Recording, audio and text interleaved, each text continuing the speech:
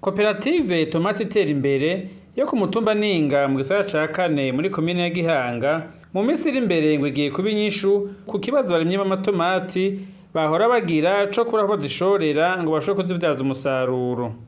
Hari hasanzwe hari ibibazo bidasanzwe bijanye n'umwimbu w'itomati. Kuko umwimbu w'itomati muri aka karere nta masoko yaboneka agaragara, abarimyi barima bahomba cane kuko umwimbu waba mwinshi bakabura aho bawushorera.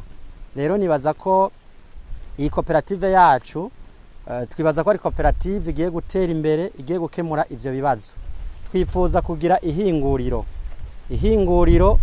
rihingura urutomati hakavamwo ji, hakavamwo sostomati n'ibindi, kuko muri iryo hinguriro hazoba harimwo no gushobora kurobanuramwo imbuto, hakazoboneka imbuto nziza cyane zizoba ziri ku rugero mpuzamakungu.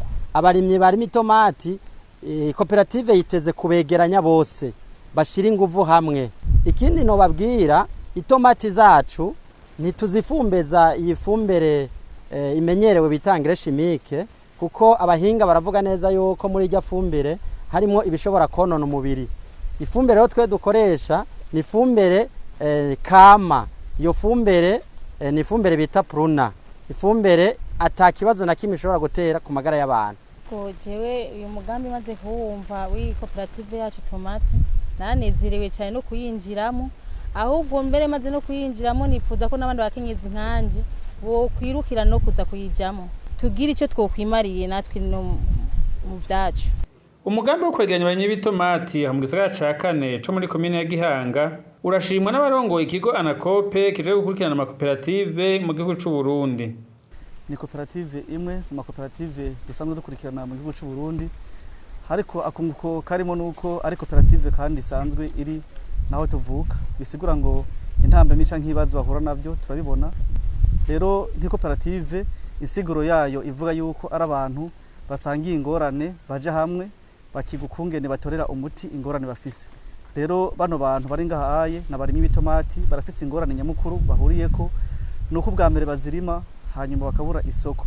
Ico rero ni intambwe ikomeye cyane gose, kandi bakanabura n'ubuhinga bugezweho bwo kurima itomati. Rero kubashira hamwe ni icumviro twace tugira tuti reka nabo nyene baje hamwe tubafashe gukemura ico kibazo bahuriyeko, kandi baratwumvira. Rero abantu bose bari muri koperative n'abantu basanzwe bakora kino gikorwa, basanzwe barima itomati, bazi ingorane, bazi ibibazo bahura navyo. Rero bateguye n'umugambi mwiza, umugambi bazokora aruko ari umugambi wo kuzohingura ku buryo itomati zivanga haye muri komine ya Gihanga ari itomati twovuga ari produit fini yamaze gukorwamo ivyankenerwa vyose, yakuwemwo ji, yakuwemwo umutobe, yakuwemwo ndetse na sauce tomate, ku buryo zivanga haye zihinguye. Ico rero nico ciyumviro nyamukuru afise, ariko mu kurindira yuko ico ciyumviro kija ku mugaragaro harabanje kuba imirima y'akarorero, imirima yo kwigirako. None umurima mwasanze ngaha haye turiko turasoroma uno munsi, uwo murima rero no kwigirako ubwa mbere bwa buhinga twavuga bwo gukoresha ifumbire kama. Ifumbire kama yaramaze gukoreshwa kandi biragaragara yuko umwimbo wabonetse neza.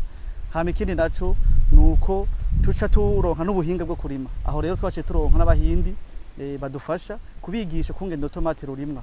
Hama tukava muri bwa buryo bwa kera bari basanzwe bamenyereye, kuko wasanga umuntu ari muko avyumva, ariko ubuye turafise abahinga bava mu cyo gihugu c'ubuhindi bariko baratwigisha ukungene urutomate rurimwa kuva mu gutegura ituta gushika ndetse no kubyo guhingura, bakaba twemeye kuzodushigikira. Ivyo byose rero ni intambamyi twavuga yuko twagiye turatorera umuti. Rero kuvyerekeye ivy'amatongo twaciye dusaba yuko umwene gihugu wese ari muri koperative ico gikorwa nkuko basanzwe bagikora azararima, ariko kandi uno murimo ukaba umurima w'ishure ndimo bakawigiramwo, bakaraba ukungene ibikorwa byose biko birakorwa, yaba muri bwa buhinga twavuga bwo kurima ndetse na vya bikoresho byo gukoreshwa kugira ngo bashobore kuronka urutomati rwiza rutabangamira amagara y'abantu. Rero ivyo byose biriko birakorwa. Hama ikindi naco cyo gushima nuko mukamo leta iheruka gushikiriza ari uko umwene gihugu wese yogira akarima arima muci. Rero ino koperative nayo ntiyabisize inyuma. Izi tomate dukuye hano munsi twamaze gutegura n'indi mirima, ku buryo mu minsi iri imbere mu kiringo c'indwi imwe gusa ibikorwa bice bitangura, kugira ngo navyo bikorwa byo kurima muci navyo nyene bibandanye bikorwa. Uwasanzwe arongoye ikigo Anakope akaba atera kamo abenegihugu muri komine ya Gihanga kutarira amaboko muri kino gihe cici. Hari ibindi bikorwa byinshi kandi biranguka hano mu komine nziza ya Gihanga.